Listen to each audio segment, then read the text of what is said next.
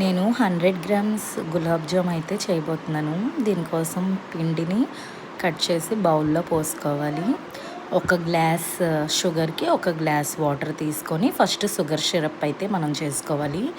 బౌల్లో ఒక glass sugar పోసుకొని ఒక గ్లాస్ వాటర్ పోసుకొని బాగా ఒక 5 మినిట్స్ మరగనిచ్చిన తర్వాత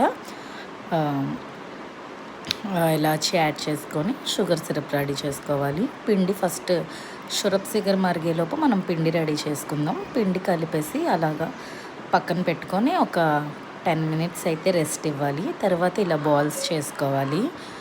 బాల్స్ పగలకుండా నీట్గా ఇలా సాఫ్ట్గా అయ్యేలా చూసుకోవాలి. ఈలోపు షుగర్ సిరప్ బాయిల్ అయిపోయింది. ఇలాచి వేసేసి మూత పెట్టేసుకోవాలి. బౌల్లో కొంచెం ఆయిల్ హీట్ చేసుకొని స్లోగా ఒక్కొక్కటి వేసుకొని, దీనికి హైగా ఆయిల్ అయితే బాయిల్ చేయక్కర్లేదు. లో హీట్లోనే మనం హాఫ్ వేసుకొని ఫ్రై చేసుకోండి, చాలా బాగా వస్తాయి.